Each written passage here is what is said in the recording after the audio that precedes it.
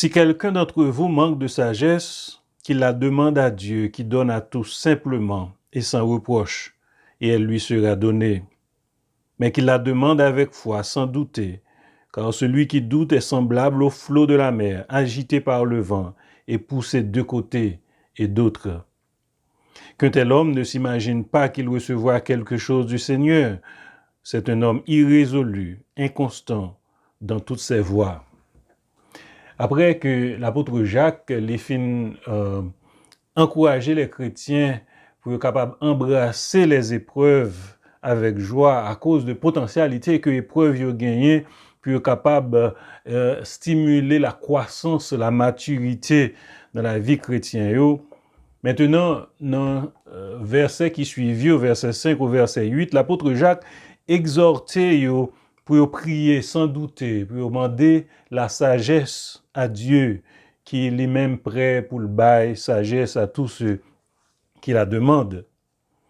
Remarquez bien, celui qui embrasse les épreuves avec joie, qui endurait les épreuves et qui persévérait avec patience, il a recevoir les bénéfices de la maturité chrétienne en Christ, sans rien manquer. Car le but ultime, Jean Thérouel dernièrement, le but ultime des épreuves, c'est la perfection, le raffinement et la maturité des croyants. Mais dans le passage que nous sommes là, il dit que si quelqu'un manque de sagesse, qu'il la demande à Dieu.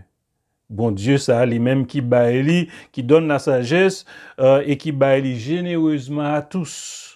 Il donnera sans reproche. Remarquez bien que il dit si quelqu'un manque de sagesse. Nous avons dit ça, c'est une affirmation universelle. Qui est-ce qui n'a pas besoin de la sagesse? Qui est-ce qui n'a pas besoin de la sagesse? Peut-être, on prend, c'est seulement les arrogants qui étaient capables de dire que bon, je n'ai pas besoin de la sagesse, moi pas besoin de sagesse.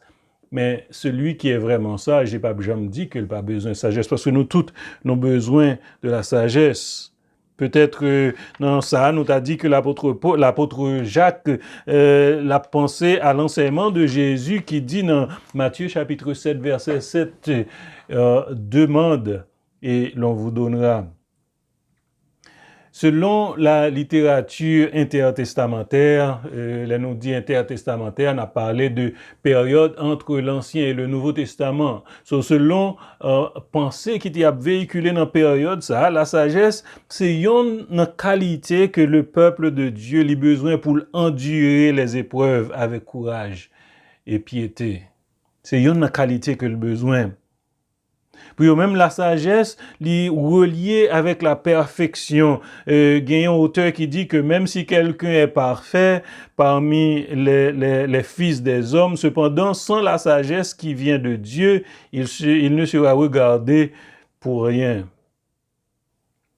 Thème tant épreuve, sagesse et intégrité spirituelle, ils sont connectés ensemble pour montrer relation que ont gagné dans la vie. Donc, nous devons comprendre que la perfection spirituelle, qui est le but ultime des épreuves, n'est pas accomplie que lorsque la sagesse qui vient de Dieu, que lorsque nous possédons la sagesse qui vient de Dieu, et c'est ça qui fait qu'il est important, à la lumière de ça que l'apôtre Jacques dit nous, que on prend nous besoin pour nous demander, bon Dieu, sagesse. Parce que la sagesse, la capacité pour nous utiliser connaissance que nous gagnons, croyance que nous gagnons, et aussi notre vision du monde pour faire tout ce qui est bon, agréable et parfait devant Dieu. La sagesse, c'est un bagay que bon Dieu lui-même li bail dans Proverbe chapitre 2 verset 6, nous lit parole ça yo, il dit car l'Éternel donne la sagesse et ce sont ces paroles qui procurent la connaissance et l'intelligence. Selon Proverbe, selon livre Proverbe, la sagesse, c'est le moyen par lequel le juste peut discerner et faire la volonté de Dieu. Donc la sagesse, lui garde nous de la pratique de l'immoralité et lui rend nous aussi capables de nous présenter de façon agréable devant Dieu. Notez bien que c'est la sagesse qui vient de Dieu. Et c'est bon Dieu ça qui baille sagesse ça que l'apôtre Jacques dit nous, qui baille avec générosité, qui baille généreusement, c'est-à-dire avec libéralité. Et ça fait écho encore de paroles que nous trouvons les paroles de Christ dans Matthieu chapitre 7, verset 7 au verset 11 que m'appli pour vous-même. Demandez et l'on vous donnera. Cherchez et vous trouverez. Frappez et l'on vous ouvrira. Car quiconque demande reçoit. Celui qui cherche trouve. Et l'on ouvre à celui qui frappe. Lequel de vous donnera une pierre à son fils s'il lui demande du pain? Ou s'il demande un poisson, lui donnera-t-il un serpent? Si donc méchant comme vous l'êtes, vous savez donner de bonnes choses à vos enfants, à combien plus forte raison votre Père qui est dans les cieux donnera-t-il de bonnes choses à ceux qui les lui demandent? L'apôtre Jacques dit nous que si nous avons besoin de sagesse, si nous manquons sagesse, pour nous demander à Dieu, parce que Dieu donne la sagesse à tous ceux qui la demandent. Et il baille généreusement, il baille simplement et généreusement. Nous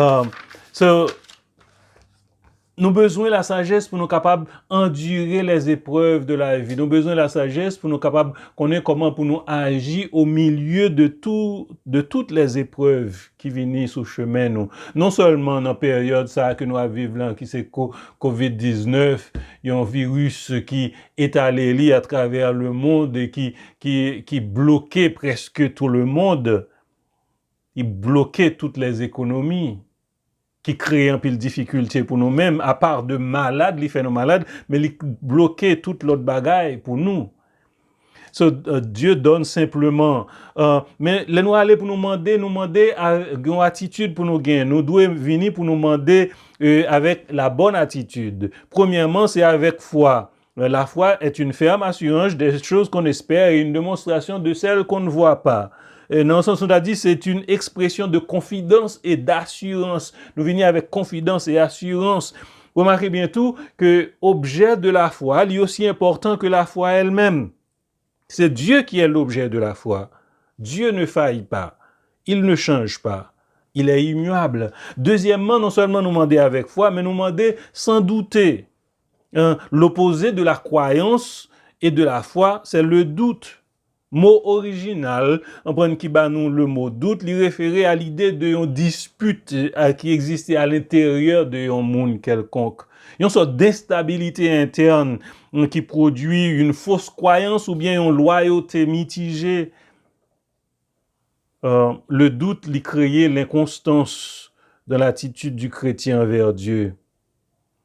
Et c'est ça que dans verset 8, là, il dit, c'est un homme irrésolu, inconstant dans toutes ses voies. Quand on vient avec doute dans nos prières, et dans nos demandes à Dieu, nous venons comme les flots de la mer. Nous sommes instables, nous vacillons, nous avons pratiqué une loyauté qui est divisée. L'apôtre Paul lui dit nous dans Romains chapitre 4 verset 20, Abraham ne douta point par incrédulité au sujet de la promesse de Dieu, mais il fut fortifié par la foi, donnant gloire à Dieu. Frères et sœurs bien-aimés, soyons fermes et inébranlables. Puisons constamment dans la sagesse divine. Nous venons devant nous avec une loyauté unique, une attitude qui fait le plaisir. Parce que c'est lui-même qui est capable d'aider nous pour nous traverser la vallée des épreuves. Et spécialement côté qu'on hier, ou même côté qu'on hier. Dans l'épreuve que vous avez trouvé hier, que c'est COVID-19 ou bien épreuve économique, bon Dieu capable d'aider vous. Mandel pour le la sagesse pour endurer.